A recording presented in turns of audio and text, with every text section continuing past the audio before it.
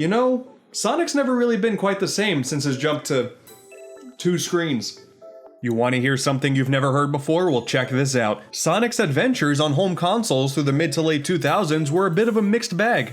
Bet you never heard that one before, huh? The Game Boy Advance. While there wasn't much consistency going on with the console games, the GBA was where Sonic fans can rest easy, getting the Advance trilogy to satisfy those classic needs. They may not all be masterpieces, but hey, the team at Dimps walked that fine line of trying to do something new while staying traditional at the same time. So hey, I'll always be a fan of what they pumped out here. And when you wanted something extra and you wanted to dive into some spin-offs, well hey, Battle offered a decent, if not pretty mindless fighting game with a story mode that goes on for way too long. Pinball Party was a pinball game, so it was fine. And Sonic Genesis was allowed to exist. Happy anniversary, Sonic. But eventually it was time to move on. There was a lot of skepticism around the time for the DS. You know, you're retiring the Game Boy name. There's 2 screens on this new console. One of them is a touchscreen. That's really weird. And also, that original model is one of the ugliest things I ever did see. It is a miracle this thing succeeded. But thankfully, when we needed him most, we have good old Sonic to show us the potential of this brand new console with a tech demo. Attendees at E3 2004 were able to destroy the DS's touchscreen in order to see Sonic run in a straight line really fast. It's a miracle this thing took off the way it did. Nintendo DS tech demos are so interesting, man. There are so many of them, and most of them are lost to time, and super compressed internet videos are the only way we get to see what they were all about. The DS would go on to be one of the most successful consoles of all time, and this is how it started. This Sonic demo may be totally lame, but I'll be honest, still kinda cool. But when all is said and done, Sonic has graced the DS console, graced the DS console with a whopping 9 games, of a big variety too. You got the Sonic Rush games, a couple of spin-offs, there's even an RPG. What could possibly go wrong there? Starting things off, I would be remiss if I didn't mention the portable versions of Mario and Sonic at the Olympic Games and the Olympic Winter Games. Yes, the crossover of our dreams as we know it. Obviously, these are going to be lacking in production value compared to their home console counterparts, but for what they are, they're not that bad. That first game in particular is a great way to harness that original tech demo spirit and just destroy your poor touchscreen back and forth, rest in peace. But hell, I would go as far as to say the winter version is actually pretty good. It's got a story mode, and unnecessary story modes in my minigame collections give me life. But hey, I already talked about these as well as the 3DS titles in a different video back in 2019, so if you want more Sonic content, and we all know you want more Sonic content, that's the way to go. And actually, on a similar topic, why not get the other spin-offs out of the way? Sega Superstars Tennis and Sonic and Sega All-Stars Racing, where Sega does what Nintendo also does. Sega. A lot of Sega in that sentence. Racing is the game I'm more familiar with. I love fan service-based car racers, and this is a damn good one. Yeah, the sequel, Transformed, is a whole lot better, but this original is no slouch either. As for tennis, well, it's okay. It's tennis. But Sega's there. The big selling point for this one is definitely the minigame mode, where that traditional gameplay gets twisted and warped to work with classic Sega franchises like Monkey Ball and Puyo Puyo. Yeah, these may be shameless attempts to do things that Mario has already done and arguably has done better, but I'll be honest, it is simply nice to go back and remember a time where Sega cared about knights. Unlike the Olympics titles though, which gave their own spin on the gameplay of the more prominent console versions, the DS versions of these games are basically the same exact games, just on the DS. So take it easy everyone. For those of you who are in love with the poor 3D models in tennis, I am happy to report that has been maintained here in all of its glory. Who are you? And how do you know my name? Yeah, this is the same game, alright. The minigames are thankfully all here as well, and if you're looking for a worse looking version of this really fun game on the go, well boy howdy, this is the title for you. In my opinion though, it's almost more impressive that you can say the same thing about All Stars Racing. It's a kart racer that often runs at 60 FPS on the DS. I feel like that can't be understated enough because it is oddly unsettling to witness in person how smooth this game runs. My brain is so used to 3D games on the DS running a lot slower than this, but I'll be damned. They got it to work. It plays well, it looks really good, the soundtrack has been compressed, but it still sounds good. I am thoroughly impressed here. These portable versions had no reason to be as polished as they were, but good on these developers here. They really got to show their stuff. We did lose one of the Bonanza Bros in the process, though. Rest in peace, tall red guy. You will be missed. Next up, Sonic Classic Collection. I'll give you 2 seconds to guess what this one's all about. That's right, a collection of classic Sonic games. Who would have guessed? Nowadays, having an extra way to play Sonic 1 and 2 is certainly not that big of a deal. Why play Sonic 2 when you could play Sonic 2? Or hold on a second, Sonic 2. But you gotta remember, this was the next official way to play the first game on a Nintendo Portable after Sonic Genesis on the GBA. That alone made this collection worth the price of admission. But yeah, it's just the main Genesis classics here on the DS. Not without its problems though, the shrunken down screen is pretty weird on the eyes, the special stages in Sonic 3 damn near made me vomit, and for some reason, rather than speeding up the music for the speed up shoes, it just raises the pitch.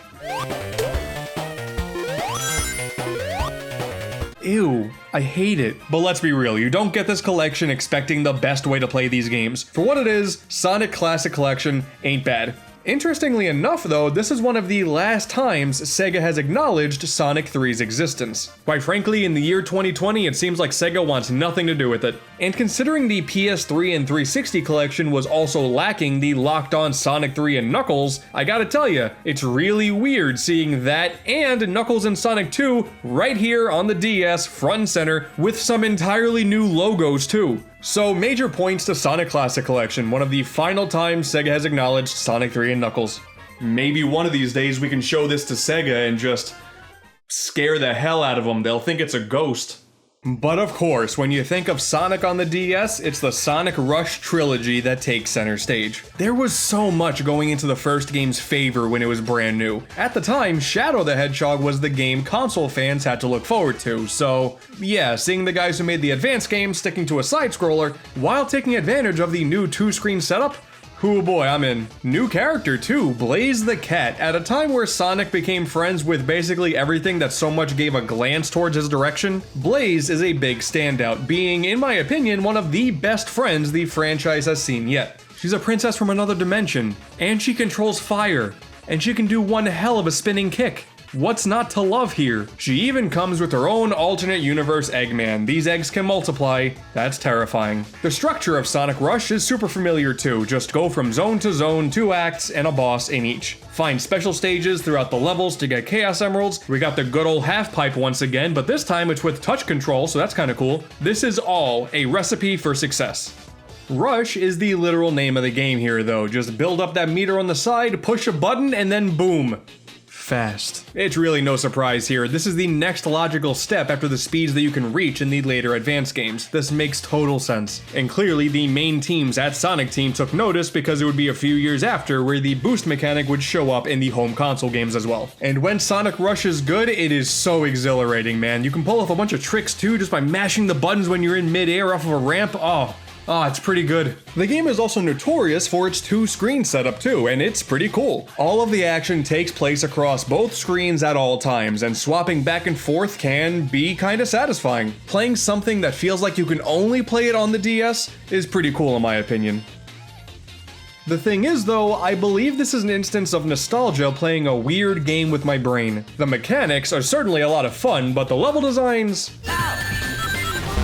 yeah, not so much. The further you progress in this game, the more just garbage clutters up the entire experience. Sometimes the game penalizes you for going too fast. When boosting is the main selling point here, yeah, I don't really like this. Altitude limit. Oh my god. This is one of the worst levels I've played in my entire life. Also, maybe it's just me, but a lot of these levels do nothing for me. When I want a quality zone in a Sonic game, I want something that really stands out with a bunch of gimmicks that make that level feel unique. Here, those gimmicks are there, but they're really minor, so a lot of the levels you go through feel like you're speeding by a different wave of colors than the level you were just in. That's it. Just a different visual and maybe one different type of platform. That's about it. Blaze, with her fire abilities, does make the platforming a little bit more bearable, but personally, I also find it pretty annoying that you basically have to play the entire game twice in order to get to the main ending. Except this time the levels are in a slightly different order. There you go. Not that monotonous. Also, she has no special stages. That's kinda odd. I'm already replaying the entire game a second time through. It's weird that the special stages are where the line was drawn. She simply gets her soul emeralds through the story instead. Pretty anticlimactic. And while the soundtrack is definitely a jam thanks to the Jet Set radio composer stepping in to do the tunes, in-game? What? Man, the boss fights aren't that good either. A visual treat for sure, always admirable seeing so much 3D in my DS games, but they're so not fun. And they take so long to get through also. Most of them are just waiting games before you can attack them once and then you wait some more. And then the final boss of the solo stories. Oh my goodness. You see, I streamed myself playing the game live, and I'm pretty sure, as my viewers can attest, this battle probably took 5 years off my life. Alright, I just came out. That was just a net negative, right? Okay. Not going particularly well. So many of its moves are pretty unpredictable to work around, and then there's this weird mechanic where the more you get hit, the further rings will fly out of you. Listen, I may just not be good at this fight, that's fine, but having the game rub it in by throwing the rings further away every time I get hit, not a good feeling. Thankfully, the true final boss is a little bit better. Super Sonic and Burning Blaze get to attack the main bad guy hand in hand, and it's pretty cool. It kinda reminds me of Sonic Adventure 2, where Shadow would go super out of nowhere. Blaze has her own super form. Pretty cool. Sonic Rush is another style over substance deal. The boost mechanic is cool, the music is great whenever you get to hear it. I do actually enjoy those special stages quite a bit, but as a whole, this adventure leaves a whole lot to be desired. Speaking of adventure, releasing 2 years later we got a direct sequel with Sonic Rush Adventure. There you go, Sonic Adventure 3. Isn't that title screen music just the best? Yeah, that's good. That's good. I like it. On the surface, it definitely feels like more of the same, but in practice, oh man, I like this game a whole lot more. That core gameplay was so enjoyable in the last game, but too many little things detracted from the experience, and Rush Adventure sets out to fix a lot of those things, while introducing a few of its own problems because of course it does. It all ultimately comes down to the level design. I feel like there was a whole lot more care and attention put into making sure you're able to rush through these levels with ease, and not have to constantly worry about being dimsed by something you didn't see coming. I don't think I saw any out-of-nowhere garbage until the very end of the game. We're not pitching a perfect game here, but it's pretty close. Only at the finish line did I see some shenanigans. An extra impressive feat because those stage gimmicks that I mentioned being pretty lackluster before are way more pronounced here. Every stage is home to things that make these locations a whole lot more special. There are just so many unique ways that the game gets you from point A to point B without ever really stopping your speed. That's the important part. Hell, I even think the bosses are better. Not amazing, but I had a much better time with this bunch than the last. The final boss is still pretty whack though, but hey, it's not as whack, so I'll take that as a positive. We do have another one of those friend things though with Marine the Raccoon, who's not terrible, but man, she is there and gone in nearly the blink of an eye and nothing of value was really lost. Kinda weird, we've never seen her again. I just hope she's okay. And personally, I also prefer this soundtrack too. I know that may be a bit of a hot take, but if it's any consolation, you still can't listen to it in-game. But of course, we can't have too much of a good thing here. There is a whole lot of fluff added to fill out the gameplay time. It is pretty shameless, honestly. Rather than simply going from one level to another like we just did in the game before it, now the story revolves around traveling to a whole bunch of different islands, many of them being home to the different stages. And to get there, what, you thought you would just warp onto it? No, of course not. It's time to pull out the boats. On your travels, you get access to 4 different aquatic vehicles, each one allowing you to travel further from your home base, and each of them giving you a quirky little way to occupy your time when you're on the water on your way to get there. 100% filler nonsense that did not need to be here. The island concept is really nice. It sort of contextualizes all of the areas that you travel to, but getting there, nah man, this ain't it. That being said though, I still didn't hate these. I can admit this has absolutely no place being here whatsoever, and I wouldn't miss it if it was gone, but for what they are, they're not bad. The real problem comes from needing materials to craft these machines and their upgrades. You gain a handful of these at the end of each level based on your rank, and you are bound to not have enough to get the job done when a specific request comes through. Like in the special stages, which are all these races with this shark guy. Some call him Johnny. It is damn near required to have the best version of your watercraft in order to win the race. So you know what that means, grinding. In a Sonic game. To make matters worse, you don't even get to choose which machine is the next one in line to get an upgrade. You have to upgrade every ship in order before it cycles around to the one you want. That sucks, man. If you're decent at the main levels and explore all of these extra islands that provide these shorter challenge levels, the time that you'll be spending actually replaying full levels isn't that long, but it shouldn't be here in the first place. The main adventure, when you're just trucking along level to level, getting to see the sights and sounds of all of these different islands with these cute little story cutscenes that pop up from time to time, it's a really good experience. Once the game forces you to slow down and start grinding for materials, man, that's when the cracks in the shield start to form. And all of this extra fluff, it is a miracle they don't require you to go through the game a second time as Blaze like in the first one. She's here. For story purposes, she does in fact show up, and there are a handful of missions where you're required to play as her to get the soul emeralds, but otherwise, she's totally optional. And those missions, by the way, holy cow, there is so many of them. There's like 100 in this game. Oh man, why? Why does this game have this much content? Oh, and speaking of story, you remember the villain, right? Captain Whisker?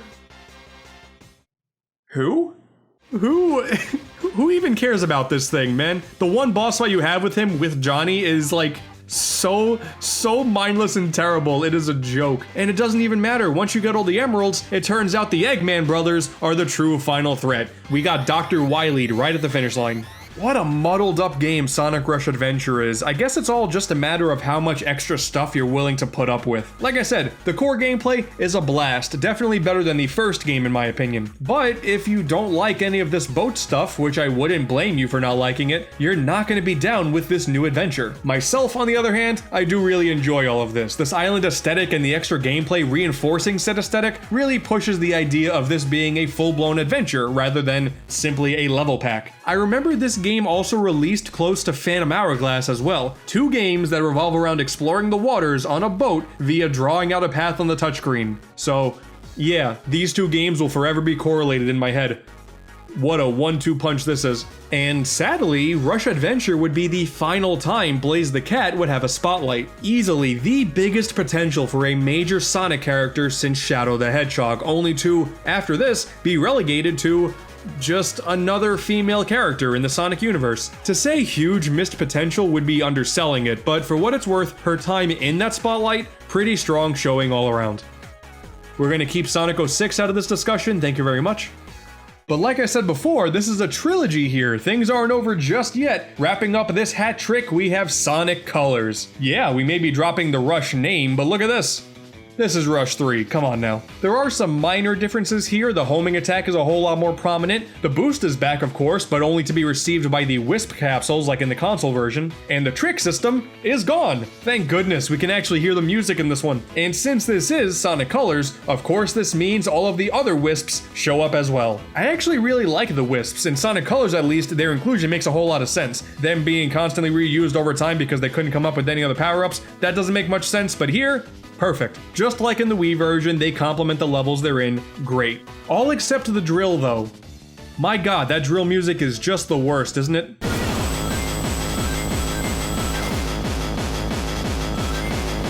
The DS version is also home to two exclusive Wisps. There is the Burst, which turns you into a fireball that can make these big explosions and perform mid-air jumps in the process, and the Void, turning into a very slow-moving black hole that will suck up anything in its path. They're not really in the game for that long, so their inclusion does feel pretty glazed over, but hey, for historical purposes, kinda neat that there's two Wisps in this version that aren't in the main console version. But other than that, there's really not much to say about this one, outside of it's just a solid adaptation of Sonic Colors on the DS. It goes by super quick too, 2 levels and a boss in each zone, just like the first Rush game. You blink, and then look at that. Game's over. To this game's credit though, there are plenty of optional missions that are extra that you can take part in. And these all feature cameos from other characters. Something definitely missed from the console version, which only exclusively had Sonic and Tails. This is also where we get to meet up with Blaze once again. No gameplay, no real story significance, just a tiny cutscene. Due to the level structure, you can actually argue that this game is way better paced than the Wii game, which infamously had 6 acts per zone, many of them having repeating level elements. This whole short main game with plenty of optional missions concept is definitely the better approach to a Sonic game in my opinion. And you know what? I love these special stages too. Yeah, it's the half pipe once again, but the way it works this time around is it's in 3 laps, counting only one of the 3 colored orbs each lap. You can run into the other orbs, but it could potentially screw over your following laps. It's a pretty cool take on a tried and true special stage. The end of the game is totally different too. That big Eggman color robot is here like in the Wii game, but after getting all of the Chaos Emeralds, rather than simply playing as Supersonic in normal stages, we unlock a totally new final boss, the corrupted Mother Wisp. It's a neat little extra, I guess, to make this version stand out a little bit more, but really, this fight does absolutely nothing. As quickly as this thing shows up, it's defeated, and nothing of value was gained or lost. I guess at this point, Sonic fans were already conditioned to save Supersonic for the final boss, and that's it, but yeah, it's just whatever. But the Mother Wisp does show up in Team Sonic Racing, so I mean, that's something. I think I would still say I prefer the Wii version of Sonic Colors, but for a portable version of a console game, this is a pretty good one. You are definitely going to want to remember that when I eventually talk about the 3DS games. So yeah, so far Sonic's Legacy on the DS, pretty solid. A couple of these games are just weaker versions of already existing console games, but whatever, when you're strictly sticking to the DS bubble, this is a really good lineup. And it would really suck if one final game ruined the whole batch. Sonic Chronicles: The Dark Brotherhood. Oh god. Alright, fine. You know, once we start throwing Sonic into scenarios that Mario's already done before, doing an RPG, this was inevitable, right? I mean, hey, BioWare too, that's pretty cool. That is a reputable name, right? Mass Effect, Dragon Age, Knights of the Old Republic. What could possibly go wrong?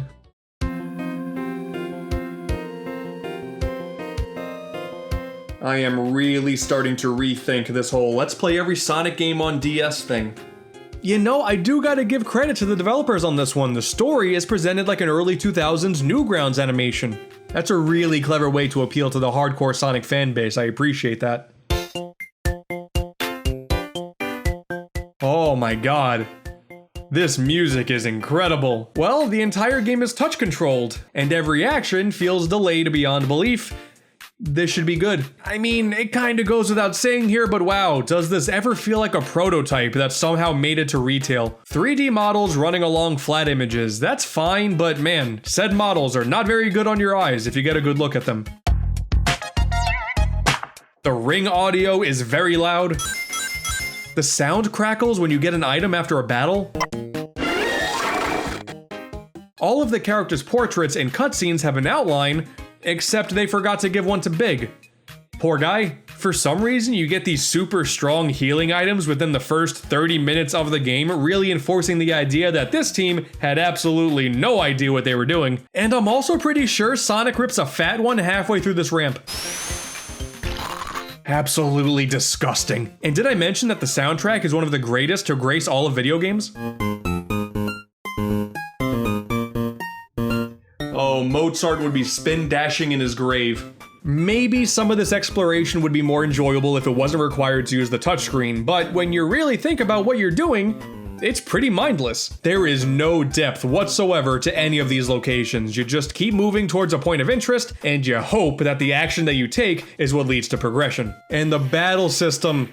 Oh man, the battles. Truthfully, I don't know how many RPGs do this, but here, you gotta set up like 3 or 4 moves ahead of time for every single character, with absolutely no way to really predict what the opposing side is gonna do. You commit to attacking 4 times in a row, and then whatever happens, happens, man. You could die, you could not, who knows. You gotta hope those special POW moves really do a lot of damage, because you can only do like 1 of these before needing to pop an item and get your points back. And I also hope you're really good at Elite Beat Agents, because you basically play Elite Beat Agents to get some of these moves done. Except the graphics are kinda laggy, so your timing on these is just a rough estimation. Sonic Chronicles is simply not fun. Plain and simple. I know, big surprise. This feels like a bad RPG Maker game gone official, and I do not understand how this happened. It is an RPG, so you think the story would be kind of important, but it's not. There's like this evil Echidna tribe that's trying to use the Master Emerald's power for something, I don't know. The game ends with the cliffhanger and the sequel never happened.